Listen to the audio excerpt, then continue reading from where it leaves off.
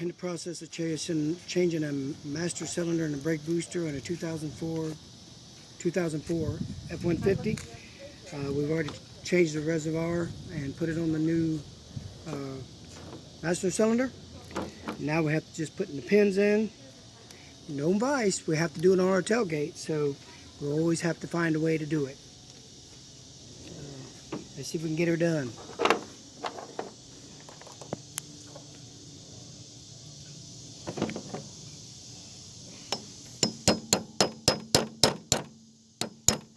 Using a little extension. You don't have to beat it hard, just take your time when you're putting it in. Make sure the other side don't catch. This side caught just a little bit, and I stopped in time to push it down to make sure it didn't break that tab. It's equally in. So now we can go to bleeding the brakes. We'll fire back up in a minute. We're back on this 2004 Ford F-150. We're going to bleed the master cylinder. I said brakes a second ago, but it's going to be the master cylinder. We take these bleeder things that they supply in the kit. You screw them in here like that. I always just do them hand tight. It's not like you got to use a wrench. They give you a clip to clip on here on the side of the master cylinder where you can bleed it. You make sure you submerge your hoses into the fluid. Make sure it's totally submerged when you run them in there, like so.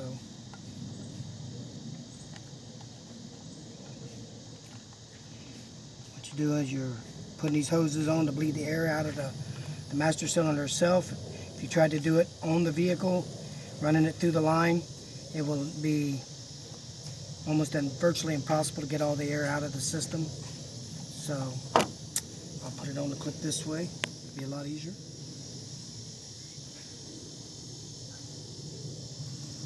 So clip it over like that, and you run it in there and make sure it's in the reservoir. So I'm going to drop the front one into the front reservoir like so. And we're going to put this one on, the back one. Again, we don't have a vise. We're doing this on the tailgate of a pickup truck, so again, it's just you got to have a little bit of ingenuity to try to do it. The truck just did not have brakes and could not come to my location, so we had to do it here at this location. It's just too unsafe to drive. So sometimes you got to make up engineering ways to do things in the field. It's no fun. Much rather be at a garage or at the house doing this, but God willing, we'll get it done. Then you fill it up to the level that you see.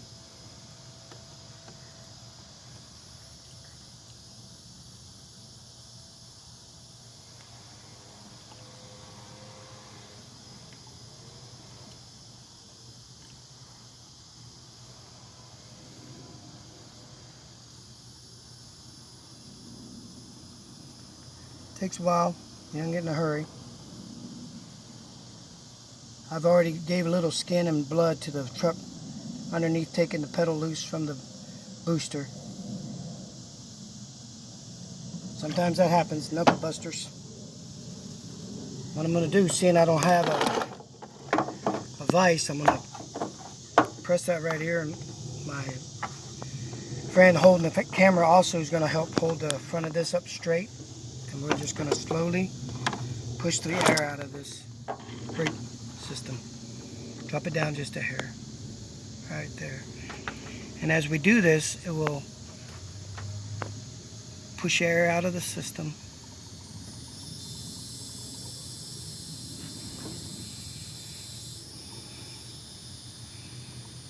See the air?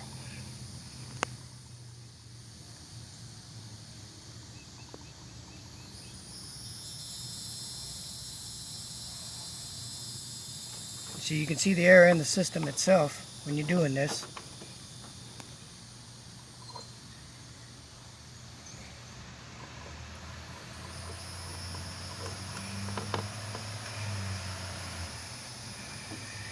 You do this till all the air is out of it. All right, we'll get back to you.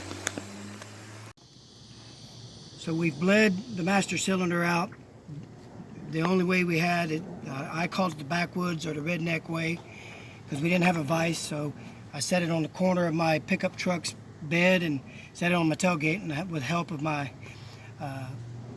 nephew here, he's holding it upright and kept it level for me. And they said, as long as you can't get no more than 1/8 of an inch, if you look at the hoses, there's no air coming through the hoses. So we are now bled. So there's ways to do it in the field. It's just no fun. Now we'll be mounting it on. We're going to put the booster back on, and then we'll put the master cylinder back on. So stay tuned. We're fixing to start that.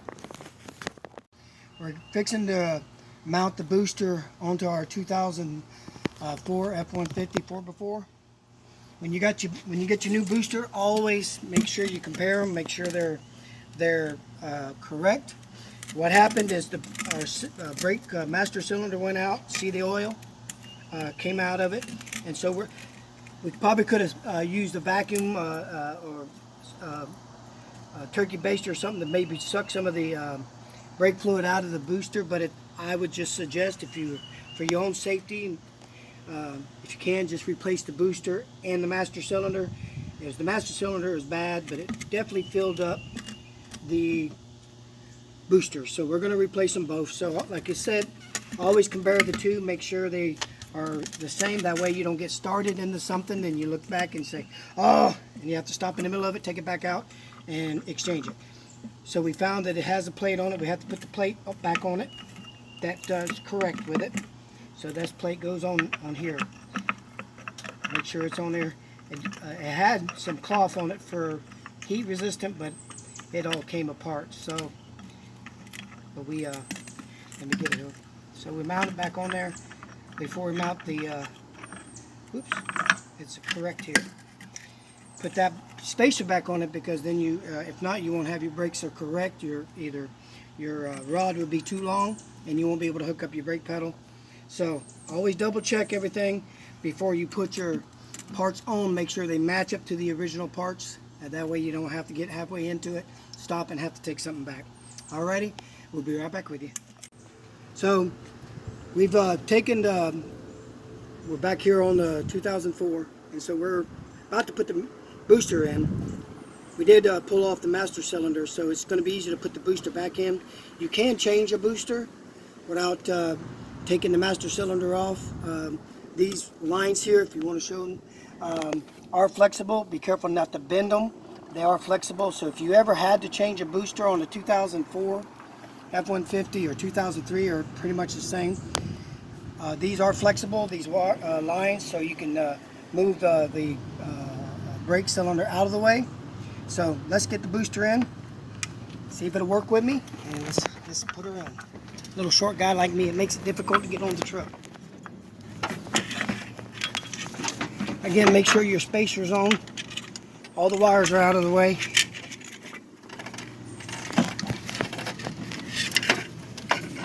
Guide yourself in.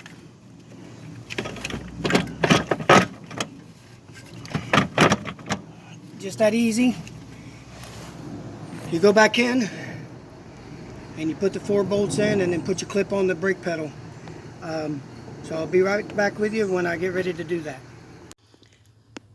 We're back on our 2004 F150. We're going to put the nuts back on that hold the booster on.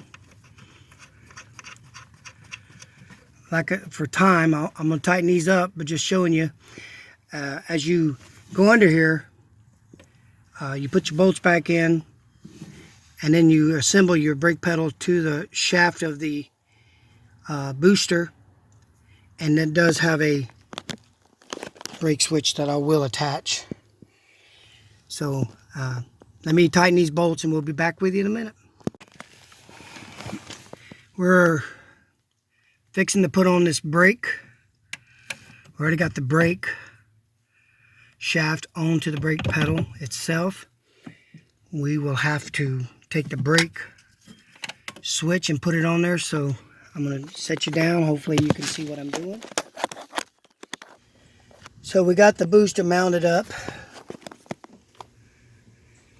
I used a 13 millimeter deep socket, and we got her all mounted up at the 2004 F150. We got our clip back in and our brake switch all hooked back up. So now we're going to move out and put the master cylinder on. Well, we're fixing to put on our master cylinder on this 2004 F150 4x4.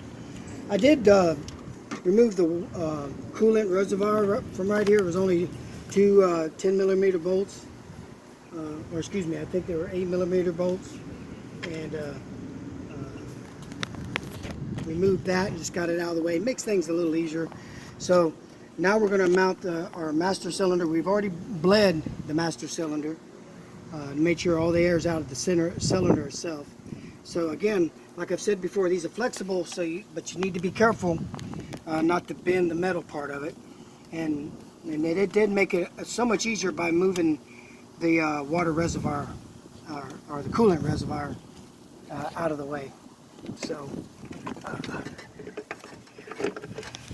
course, I was just reading on the warranty paper. It said that if you failure to replace a master cylinder that is leaking, voids the warranty on the booster. Well, naturally, our master cylinder, if my assistant would show you all the fluid coming out of this one, it was sort of a mess. So it was mighty hard to stop a truck like that. So not only did we replace the booster, but we replaced the master cylinder for safety reasons. We decided to do the booster. We probably could have cleaned it up, like I said before, but it's just best. I've left the bleeding lines in till I secure the cylinder, because it's just best to do it that way. I think it keeps it from leaking.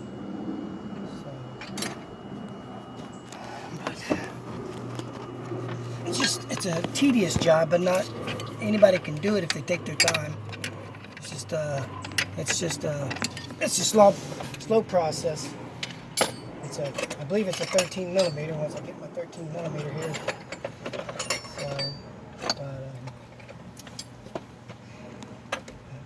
I'll be right back. Gotta go get my 13.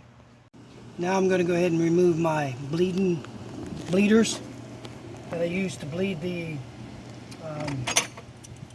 master cylinder with, and connect my lines. We did use a 13 millimeter deep socket to secure the master cylinder.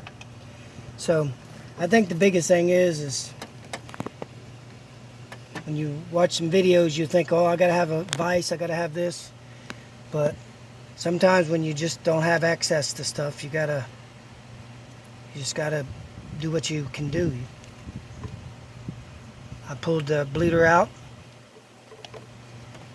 to keep it from drawing air. When I take this out, again, you'll probably lose a little fluid. Take your time, because this is all aluminum, so we don't want to rush it. We've got the master cylinder bolted up, 13 millimeter. It was a little difficult to get this one threaded in, the back one. You can't get in a hurry with them. Seeing this is really made out of hard aluminum, it will strip. So please, when you're putting these lines back on, it's worthwhile taking your time, not getting frustrated, because you will strip these out, and then you'll really right back at the same place, have to go get another one. So take your time. They will eventually. Sometimes they're a little tough because they're new and they're a little braided on the ends for the machine or whatever. But we did get it in. It was a little difficult, but we got it in. So now, again, I said I took the reservoir coolant tank off, so we're going to remount that.